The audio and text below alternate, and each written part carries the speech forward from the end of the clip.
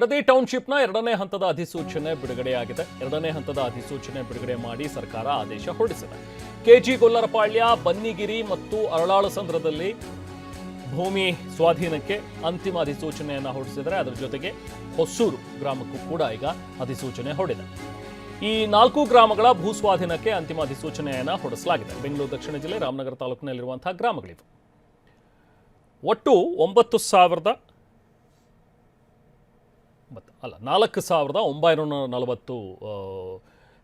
ಎಕರೆಯಷ್ಟು ಪ್ರದೇಶವನ್ನು ಭೂ ಸ್ವಾಧೀನಪಡಿಸ್ಕೊಳ್ಳೋದಕ್ಕೆ ಎರಡನೇ ಹಂತದ ಅಧಿಸೂಚನೆ ಇದೆ.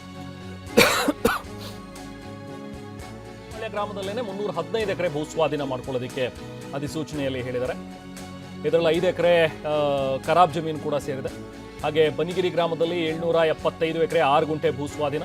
ಇದರಲ್ಲಿ 99 ಎಕರೆಯಷ್ಟು ಖರಾಬು ಜಮೀನು ಕೂಡ ಸ್ವಾಧೀನಕ್ಕೆ ಅಧಿಸೂಚನೆ ಹೊರಡಿಸಿದ್ದಾನೆ. ಇನ್ನು ಅರಳಾಳಸಂದ್ರದಲ್ಲಿ 1460 ಎಕರೆ 21 ಗುಂಟೆ, ಇದರಲ್ಲಿ 30 ಎಕರೆ ಖರಾಬು ಜಮೀನು. ಇನ್ನು ಹೊಸೂರಿನಲ್ಲಿ 2390 ಎಕರೆ ಪೈಕಿ 91 ಎಕರೆ ಖರಾಬು ಭೂಮಿ ಕೂಡ ಇದೆ. ಸೊ ಒಟ್ಟು 4 ಗ್ರಾಮಗಳಲ್ಲಿ 4,940 ಎಕರೆ ಭೂ ಸ್ವಾಧೀನಕ್ಕೆ ಅಂತಿಮ ಅಧಿಸೂಚನೆಯನ್ನು ಹೊರಡಿಸಿದ್ದಾರೆ.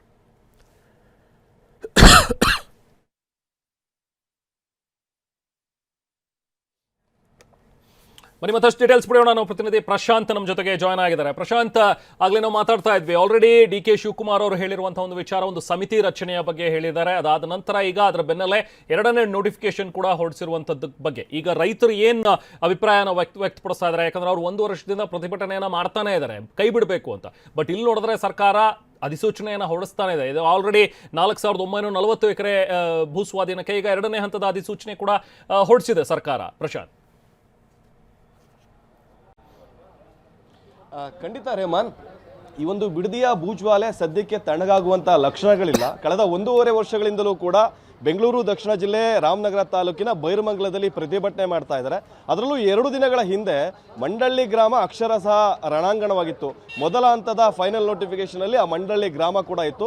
ಅಲ್ಲಿ ಸರ್ವೆ ಕಾರ್ಯಕ್ಕೆ ಬಂದಂತ ರೈತರನ್ನ ಅಟ್ಟಾಡಿಸಿ ಹೊಡೆಯುವಂತ ಕೆಲಸ ಕೂಡ ಆಗಿತ್ತು. ಅದರ ನಡುವೆ ಇವತ್ತು ಕೂಡ ಬೈರಮಂಗಲದಲ್ಲಿ ರೈತರು ಹೋರಾಟವನ್ನು ಕೂಡ ನಡೆಸ್ತಾ ಇದ್ರು.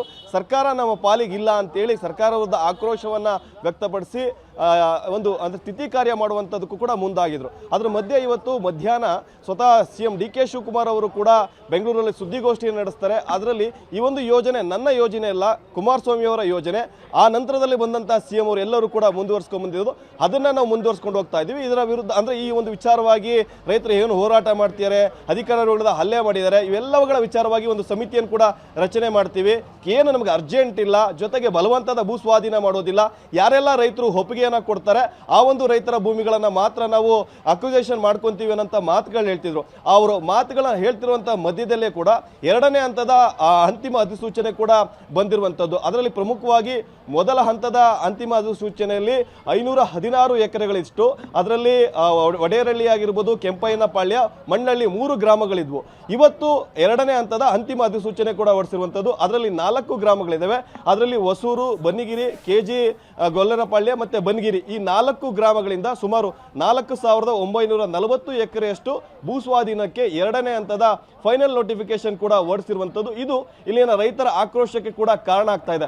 ನಾವು ಯಾವುದೇ ಕಾರಣಕ್ಕೂ ಕೂಡ ಭೂ ಸ್ವಾಧೀನ ಮಾಡಬಾರದು, ಯೋಜನೆಯನ್ನ ಬಿಡಬೇಕು ಅಂತ ಹೋರಾಟ ಮಾಡ್ತಾ ಇದ್ರು ಕೂಡ CM ಅವರು ಇವತ್ತು ಬಂದು ಸುದ್ದಿಗೋಷ್ಠಿಯನ್ನ ಮಾಡ್ತಾರೆ, ನಮಗೆ ಅರ್ಜೆಂಟ್ ಇಲ್ಲ ಅಂತ ಹೇಳ್ತಾ ಇದ್ರು ಕೂಡ CM ಅವರು ಸುದ್ದಿಗೋಷ್ಠಿ ನಡೆಸ್ತಿದ್ದಂತ ಸಂದರ್ಭದಲ್ಲಿ ಎರಡನೇ ಹಂತದ ಫೈನಲ್ ನೋಟಿಫಿಕೇಶನ್ ಬಂದಿರುವಂತದ್ದು ಕೂಡ ರೈತರ ಆಕ್ರೋಶಕ್ಕೆ ಕೂಡ, ಅಂದ್ರೆ ಯೋಜನೆ ಪರವಾಗಿರುವಂತಹ ರೈತರ ಆಕ್ರೋಶಕ್ಕೆ ಕಾರಣ ಆಗಿದೆ. ಹೀಗಾಗಿ ನಾವು ಹೋರಾಟವನ್ನ ಯಾವುದೇ ಕಾರಣಕ್ಕೂ ನಿಲ್ಲಿಸೋದಿಲ್ಲ, ಮುಂದುವರಿಸ್ತೀವಿ ಅಂತದ್ದು ಕೂಡ ಹೇಳ್ತಾ ಇದ್ದಾರೆ. ಮತ್ತೊಂದು ಕಡೆ ಯೋಜನೆ ಪರವಾಗಿರುವಂತಹ ರೈತರು ಕೂಡ ಸಾಕಷ್ಟು ಸಂತೋಷವನ್ನು ವ್ಯಕ್ತಪಡಿಸ್ತಾ ಇದ್ದಾರೆ.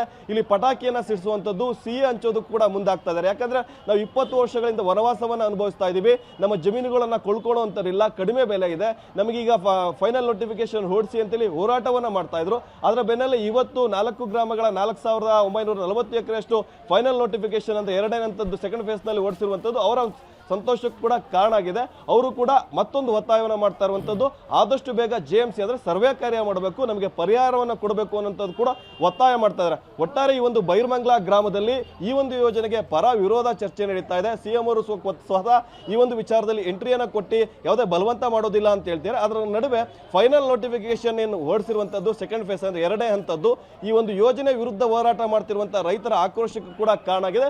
ಇದು ನಾಳೆಯಿಂದ ಬೇರೆ ಸ್ವರೂಪವನ್ನೇ ಪಡ್ಕೊಬಹುದು. ಯಾಕಂದ್ರೆ ಈಗಾಗಲೇ ನಿನ್ನೆ ಸುದ್ದಿಗೋಷ್ಠಿಯನ್ನು ನಡೆಸಿ ಮಾಜಿ ಪ್ರಧಾನಿ ದೇವೇಗೌಡರು ಕೂಡ ಆಕ್ರೋಶವನ್ನೇ ವ್ಯಕ್ತಪಡಿಸಿದರು. ಇನ್ನು 2-3 ದಿನಗಳಲ್ಲಿ ಅವರು ಕೂಡ ಈ ಒಂದು ಹೋರಾಟಕ್ಕೆ ಧುಮುಕುವಂತ ಸಾಧ್ಯತೆಗಳು ಕೂಡ ಇವೆ ಅಂತ ಹೇಳಲಾಗ್ತಾ ಇದೆ. ಹೀಗಾಗಿ ನಾಳೆಯಿಂದ ಈ ಒಂದು ಹೋರಾಟ ಬೇರೆ ರೀತಿಯಲ್ಲೇ ಕೂಡ ಪಡ್ಕೊಳ್ಳುತ್ತೆ. ಒಟ್ಟಾರೆ ಬಿಡದಿಯ ಏನು ಈ ಒಂದು ಹೋರಾಟ ಇದೆ ಇದು ಬೇರೆ ಸ್ವರೂಪವನ್ನೇ ಪಡ್ಕೊಳ್ತಾ ಇರುವಂತದ್ದು. Rehman, thank you Prashant.